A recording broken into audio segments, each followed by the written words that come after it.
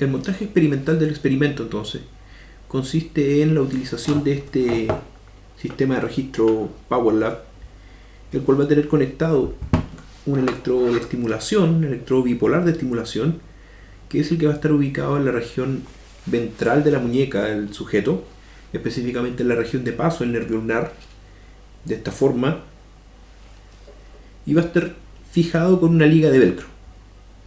Además, se va a utilizar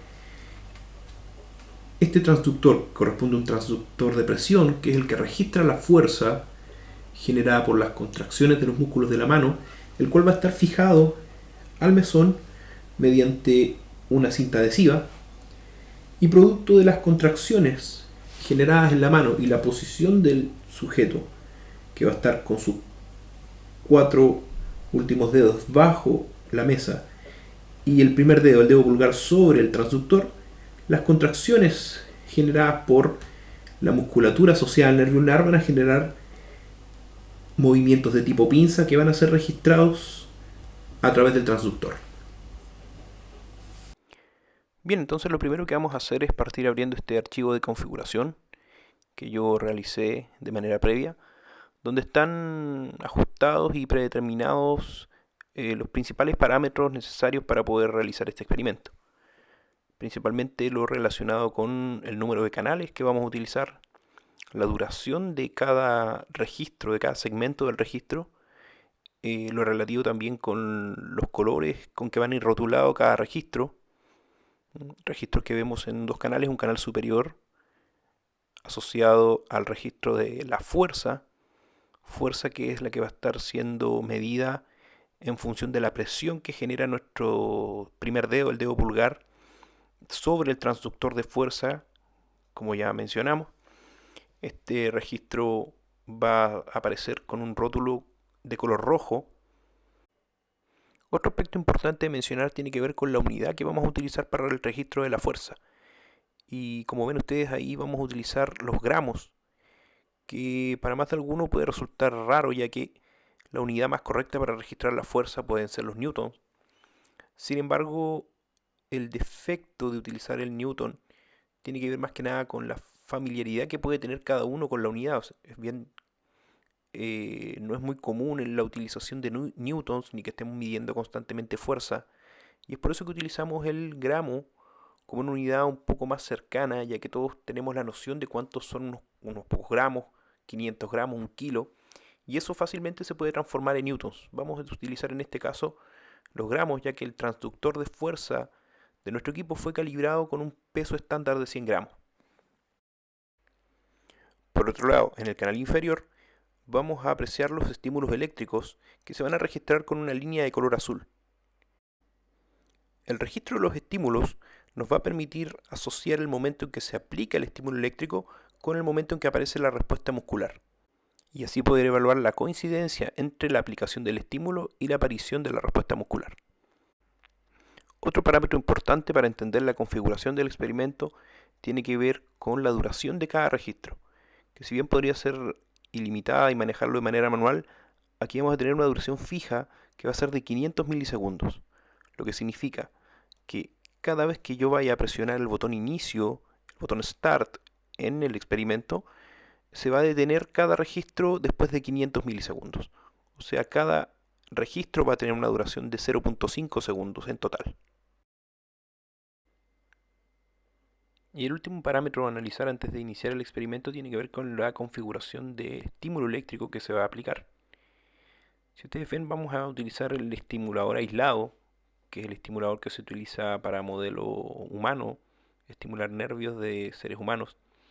Vamos a comenzar con un pequeño retardo en la aplicación del estímulo.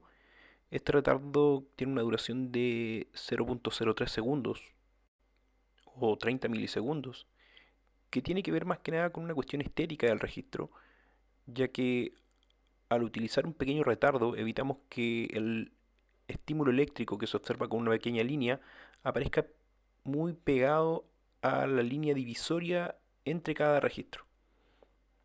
También vamos a utilizar una repetición única del estímulo, o sea, un estímulo único aplicado en el nervio por cada registro. La frecuencia, que por el momento no nos importa, vamos a dejarla tal como está, ya que vamos a utilizar un único estímulo eléctrico, por lo tanto no vamos a determinar la frecuencia a la que se va a estimular.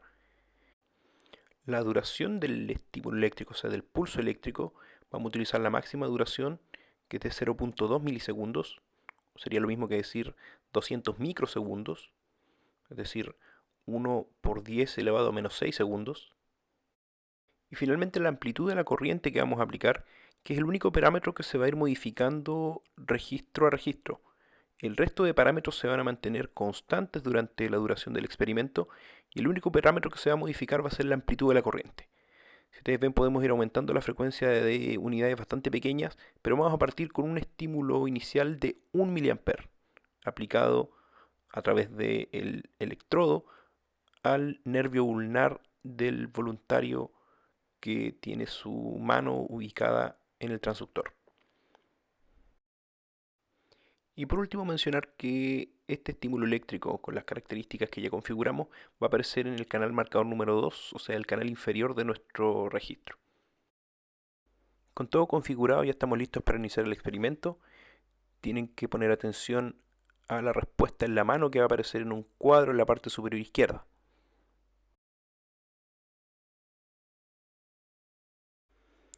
Como pueden observar entonces, no tenemos una respuesta efectiva.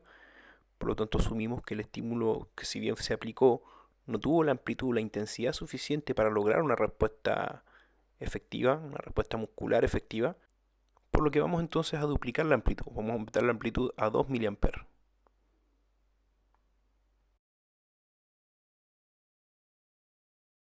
Con 2 mA tampoco se obtiene una respuesta evidente. Vamos a aumentar la amplitud a 3 mA.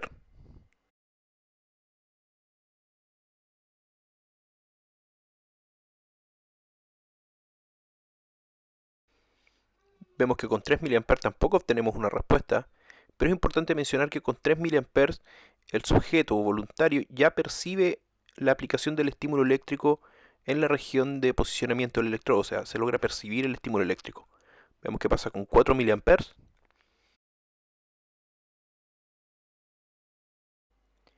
Todavía no observamos una respuesta. Y la pregunta va a ser, bueno, ¿qué estamos buscando al ir aumentando de a 1 mA la amplitud? Ahora 5 mA.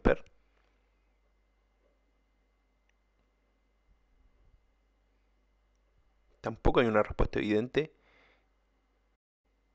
Y la respuesta simplemente es encontrar el estímulo que logre la respuesta mínima en el tejido.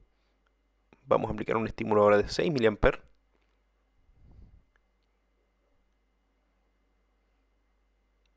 Tampoco hay respuesta evidente. Es decir, estamos buscando el estímulo que logre la respuesta umbral, o sea, el estímulo umbral. 7 mA.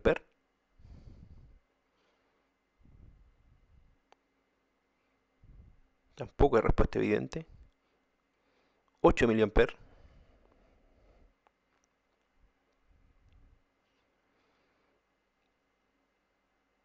En este caso pareciera haber una pequeña respuesta. Lo vamos a confirmar, vamos a aumentar la amplitud. 10 mA.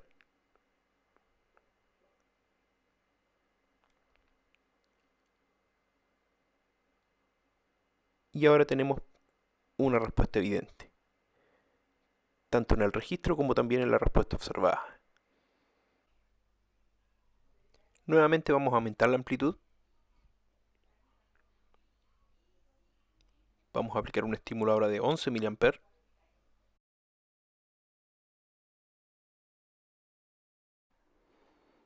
Vemos que la respuesta con 11 mA aumenta, tiene mayor amplitud que con 10 mA. Veamos qué pasa con 12. También aumenta su amplitud respecto a 11 mA. 14 mA, vamos aumentando de 2 en 2 para que sea más rápido el avance. 14 mA y una respuesta notablemente mayor que con 12. 16 mA.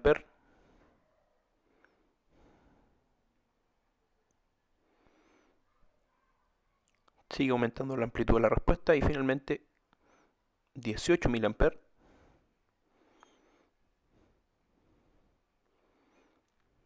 vemos una respuesta igual que con 16 mA.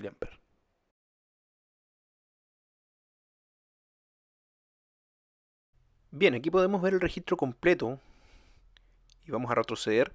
Y como pueden ver en la parte superior, en el canal número 1, al registro de color rojo se añadieron marcadores que indican no solamente la intensidad del estímulo, sino que con una línea vertical también se muestra el momento exacto en que se aplicó el estímulo eléctrico, es decir, después de 30 milisegundos de que comienza el registro. Así podemos ver los registros secuenciales con intensidades de estímulo que van desde los 1 hasta los 8 mA. Una cosa que no está de más destacar es que lo que nosotros estamos registrando con la línea de color rojo es un registro fuerza versus tiempo, ¿ah? Que es obtenido producto de las contracciones de los músculos asociados al nervio ulnar y que están presionando el transductor de fuerza. Puede llevar a la conclusión y algunos pensar que el registro corresponde a un potencial de acción por su similitud, ya que tiene una fase de ascenso, descenso, incluso una fase que podría asemejar a la hiperpolarización que ocurre después del periodo de repolarización en el potencial de acción. Pero recuerden que esto corresponde a una curva fuerza versus tiempo, fuerza muscular en el tiempo. Bien, entonces comencemos a analizar el registro.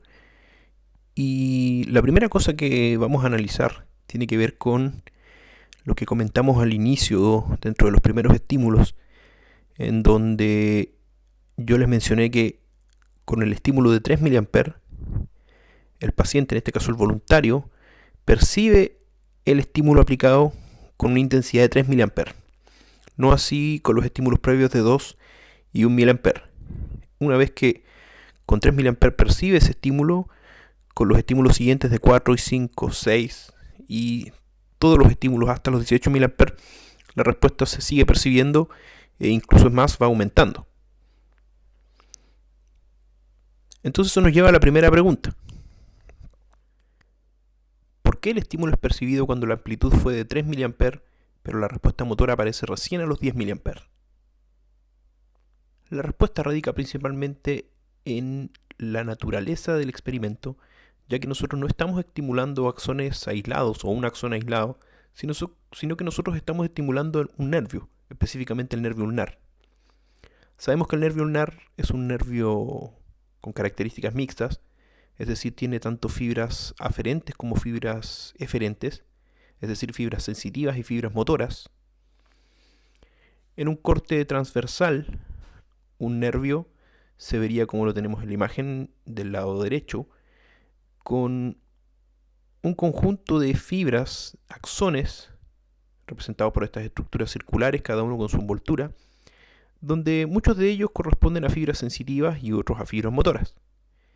La diferencia principal funcional entre estas fibras sensitivas y motoras radica principalmente en el umbral de excitación. Las fibras sensitivas, al tener umbrales de excitación mucho más bajos, son capaces de responder, de propagar potenciales de acción con intensidades de estímulo mucho más bajas que las fibras motoras, que necesitan estímulos de intensidades mucho más altas para alcanzar su umbral de excitación y por lo tanto propagar potenciales de acción que son los que van a generar las respuestas musculares como las que nosotros hemos observado en nuestros registros. Otro aspecto importante a considerar en el registro es el fenómeno que se observa cuando, una vez que logramos una respuesta umbral, a medida que vamos aumentando la intensidad de los estímulos, en este caso de 10 a 11 mA, observamos un aumento en la intensidad de la respuesta, en la magnitud de la respuesta. Aumento que también se percibe al aumentar de 11 a 12 mA.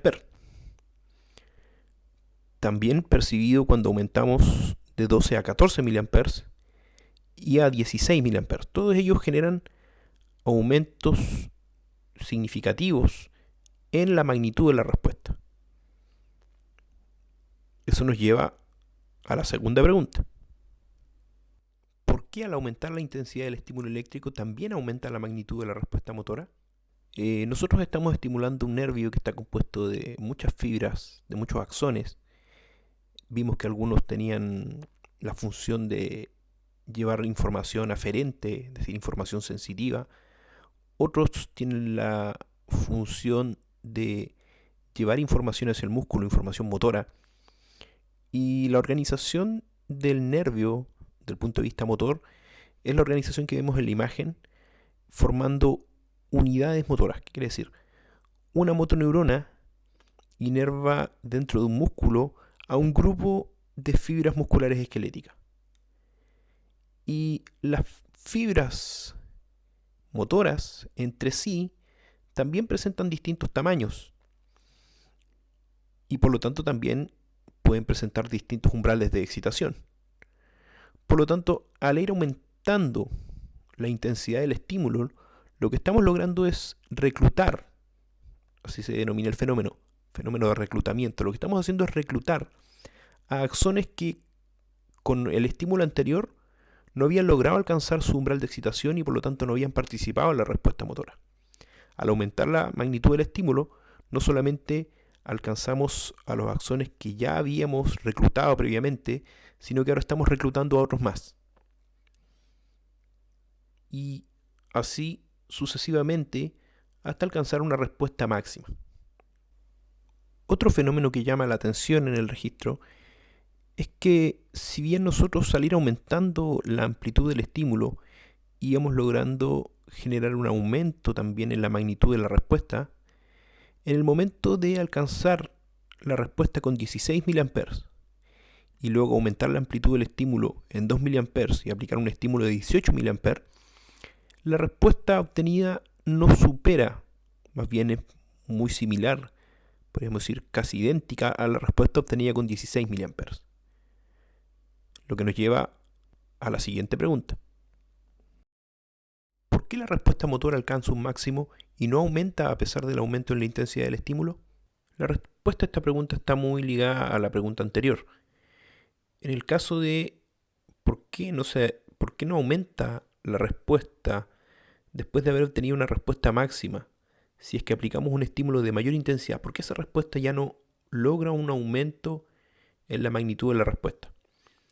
Bueno, tiene que ver con el mismo fenómeno de reclutamiento. Nosotros al ir aumentando la intensidad de los estímulos, vamos reclutando nuevas unidades motoras que participan en la respuesta hasta que alcanzamos el número máximo de reclutamiento posible, o sea, hasta que ya no quedan unidades motoras por ser reclutadas.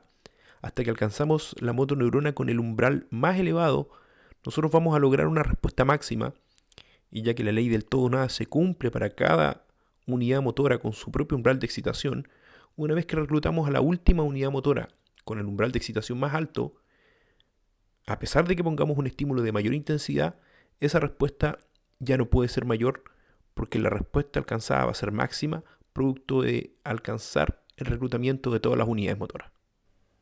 Otro evento interesante de poder analizar es el que vamos a revisar a continuación. Para eso vamos a seleccionar una respuesta específica, vamos a elegir la de 16 mA, vamos a ampliar la zona del registro.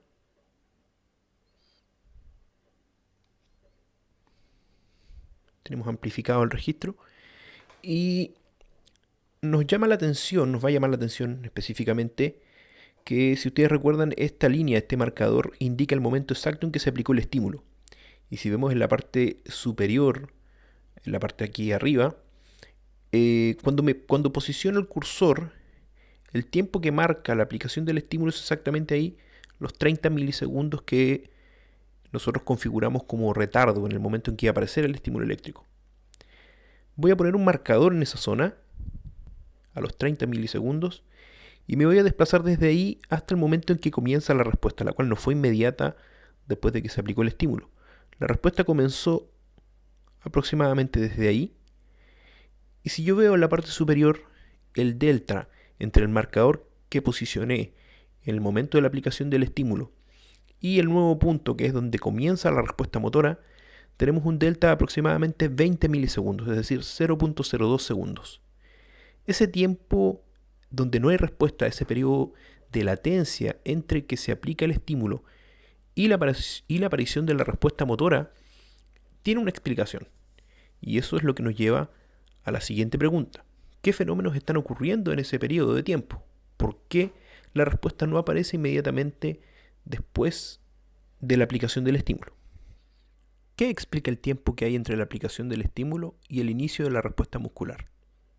Aquí la respuesta tiene que ver con el montaje experimental que nosotros realizamos, además de la funcionalidad de este mecanismo de propagación del potencial de acción, el mecanismo de sinapsis que ocurre entre medio de una neurona presináptica y una célula postsináptica, como es en este caso la fibra del músculo esquelético. Esos 20 milisegundos que transcurren desde que se aplica el estímulo eléctrico hasta que comienza a ocurrir el aumento en la fuerza generado por la respuesta motora, se explican principalmente por el montaje experimental. Nosotros tenemos ubicado un electrodo que está específicamente ubicado en la región ventral de la muñeca, la región de paso del nervio ulnar, pero los músculos que se van a activar para generar la respuesta motora se ubican en la región de la mano. Por lo tanto, el estímulo tiene que desencadenar una serie de eventos que van a gatillar la activación de estos grupos musculares. Sabemos que el estímulo eléctrico, la naturaleza eléctrica del estímulo que nosotros vamos a aplicar, tiene que ver que los efectores principales para la transmisión del potencial de acción son los canales de sodio regulados por voltaje que nosotros encontramos en la membrana de los axones. La apertura de esos canales de sodio regulados por voltaje va a permitir un aumento en la conductancia del sodio, corrientes de entrada de sodio, lo que va a despolarizar la membrana. Si se abren los suficientes canales de sodio, sabemos que la membrana se va a despolarizar hasta alcanzar el umbral de excitación y va a comenzar la propagación de este fenómeno denominado potencial de acción. El potencial de acción, una vez que alcanza el terminal sináptico, permite la apertura de canales de calcio regulados por voltaje en esta región del botón terminal del axón.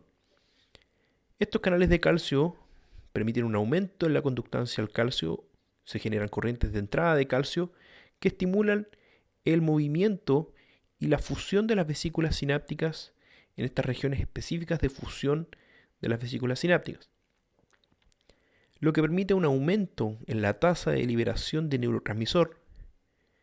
neurotransmisor que va a actuar sobre sus receptores postsinápticos, en este caso específico sobre sus receptores nicotínicos en la fibra del músculo esquelético, y que van a permitir la entrada de sodio que va a despolarizar la membrana postsináptica, generando un potencial en la región de la placa motora y iniciando todo el fenómeno de despolarización de la membrana de la fibra muscular esquelética, es decir, el sarcolema, lo que va a finalizar en otra serie de eventos que van a generar la interacción de los elementos del citoesqueleto, de los filamentos delgados y filamentos gruesos, lo que va a llevar a un acortamiento de los sarcómeros, que es la forma en que se estructura el citoesqueleto de la fibra muscular esquelética, y eso es lo que va a generar recién un aumento en la tensión registrada sobre el transductor. O sea, una vez que comienza el acortamiento del músculo, nosotros recién vamos a registrar un aumento en la tensión. Es decir, en esos 20 milisegundos están transcurriendo todos los eventos relacionados con la transmisión del potencial de acción, además de la liberación de neurotransmisores, es decir, los eventos que ocurren a nivel de la sinapsis, así como también los eventos relacionados con los fenómenos del acoplamiento, excitación, contracción del músculo esquelético.